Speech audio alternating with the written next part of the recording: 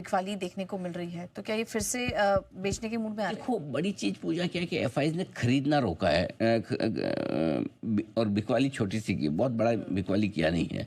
अभी तक बड़ी बिकवाली के संकेत है भी, 2-3 हज़ार करोड़ की बिकवाली कोई बहुत बड़ी नहीं है आजकल के इतने बड़े मार्केट के हिसाब से। नेट बिकवाली, और मैं बोल रहा हूँ खरीदारी बिकवाली से सेक्टर रोटेशन ज़्यादा है, large cap mid cap rotation ज़्यादा है। कुछ खरीदेंगे, कुछ बेचेंगे, नेट थोड़ा सा बेचेंगे। ये बात भी सही है कि 1000 पॉइंट की तेजी बनी, लेकिन उसमें एफआईएस कोई बहुत बड़ी शॉर्ट कवरिंग करने के मूड में हो या खरीदने के मूड में हो, वैसा दिख नहीं रहा। 8% से हमने शॉर्ट कवरिंग देखी, इंडेक्स फ्यूचर्स की लॉन्ग पोजीशन 14% तक पहुंची है। ऐसा नहीं कि कोई 40% तक काट लियो शॉर्ट, तो शॉर्ट भी बड़े नहीं काटे, छोटे मोटे शॉर्ट काटे हैं जो नीचे के लेवल के होंगे। खरीद तो बिल्कुल भी नहीं रहे। कैश में मार्केट में एक आध दिन छोटा मोटा खरीदारी कहाँ कराता है, वो भी आप नेट मिला के देखें तो कुछ नहीं मिलता। सो आई थिंक अभी भी FIS wait and watch, FIS का मूड तेजी का तो बना ही नहीं है। थोड़ी बहुत शॉर्ट, थोड़ा बहुत बेचना कम किया, इस वजह से वो बाजार थोड़े हमारे ऊपर आ गए। ऐसे में ऊपरी स्तर पर थोड़े बाजार रुकेंगे, अटकेंगे, थोड़ी प्रॉफिट बुकिंग भी आएगी अगर एफआईएस अपना फिर से हल्का फुल्का बिकवाली का रुझान बना रहे हैं, लेकिन बहुत गिरेंगे नहीं। उसका कारण ये है कि एक और जहाँ मैक्रो इकोनॉमिक फैक्टर्स बहुत अच्छे हैं हमारे, सबको पता है फेस्टिव सीजन की अब सेल्स के आंकड़े आने लगेंगे, थोड़ा मूड हो रहेगा। लेकिन डीआईएस का भी पूरा सपोर्ट है, लगातार 20 दिनों से वो खरीद रहे हैं, तो ये क्लियर कट है। रिटेल अभी वेट एंड वॉच वाले मूड में, मेरा पुराना बिके तो नया लूँ, सिंपल। कुछ बिके तो कुछ खरीदूं, जब तक बिकेगा नहीं खरीदेंगे नहीं।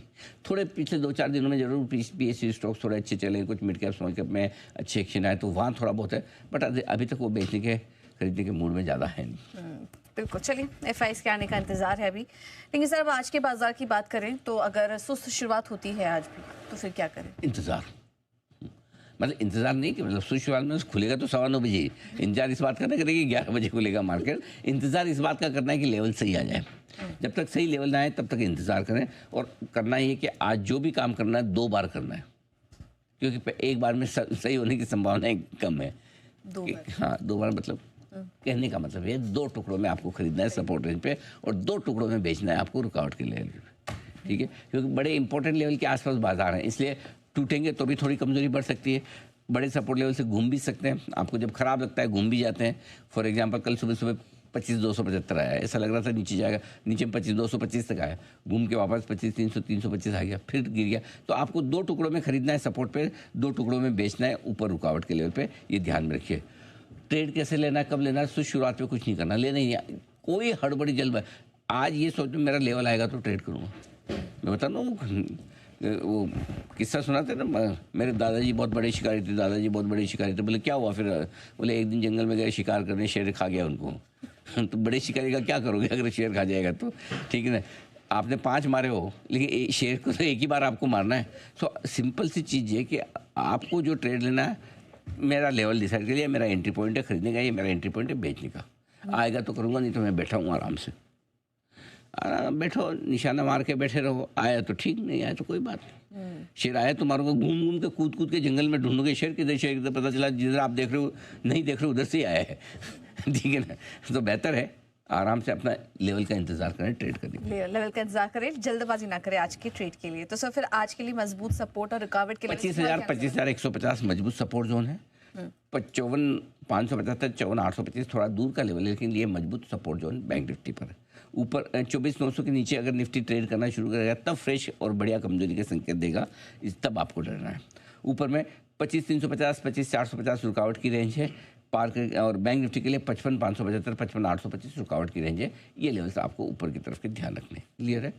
अब आइए निफ्टी 25,450 के ऊपर और बैंक निफ्टी 55,850 के ऊपर बंद हो तो तेजी और बढ़ेगी, जो अभी तो अपने को लगता नहीं आज का मार्केट देख के, बट फिर भी लेवल ये ऊपर में ध्यान रखना जरूरी है। ठीक है।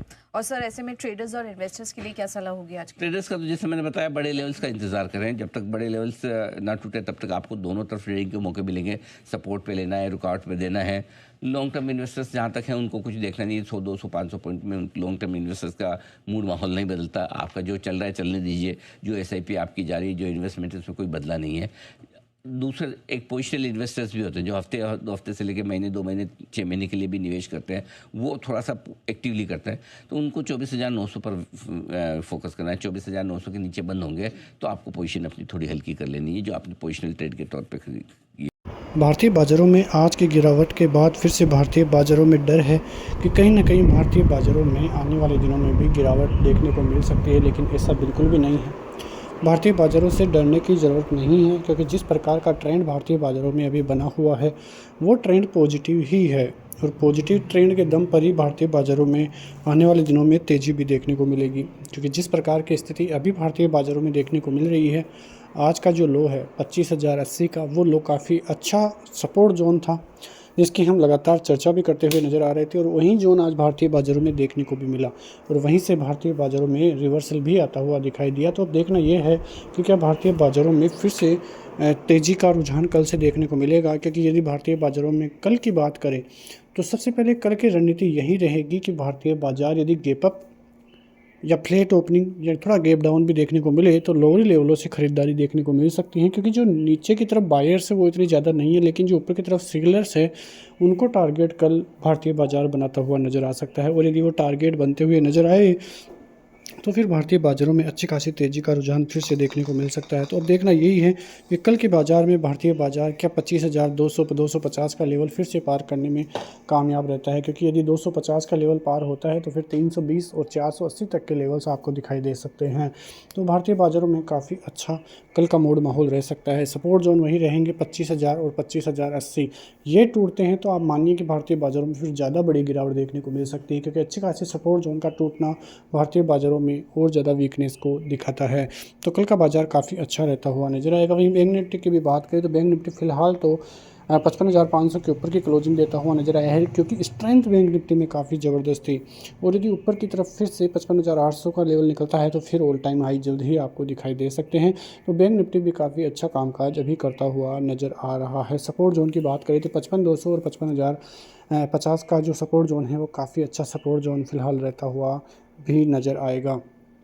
एफआईएस की फिर से ज़्यादा देखने को नहीं मिल रही है। एफआईएस का रुझान भारतीय बाज़ारों से फिर से नेगेटिव होने के कारण ही भारतीय बाज़ारों में गिरावट भी इसलिए देखने को मिली है। तो ये भी एक कारण है, और जो ग्लोबली सेंटिमेंट है उनके कारण भी थोड़ा बहुत भारतीय बाज़ारों की तरफ से नेगेटिविटी बढ़ रही है। वहीं एक और थोड़ी दिक्कत ये भी है कि जो डॉलर है वो डॉलर के मुकाबले जो रुपया है वो फिर से वीक हुआ है, और ऑल टाइम लो पर रुपया जाता हुआ नजर आया है। तो ये एक बहुत बड़ा रीज़न भारतीय बाज़ारों की नेगेटिविटी के पीछे देखने को मिल रहा है। तो कल का दिन काफ़ी इंपॉर्टेंट रहता हुआ नजर आएगा, और यहाँ पे आपकी नज़रें भी ज़रूर रहनी चाहिए। फ़िलहाल ये सभी चीज़ें कल के बाज़ार के लिए काफ़ी इंपॉर्टेंट रहती हुई नजर आएगी। तो मिलते हैं नेक्स्ट वीडियो में, तब तक के लिए जय हिंद।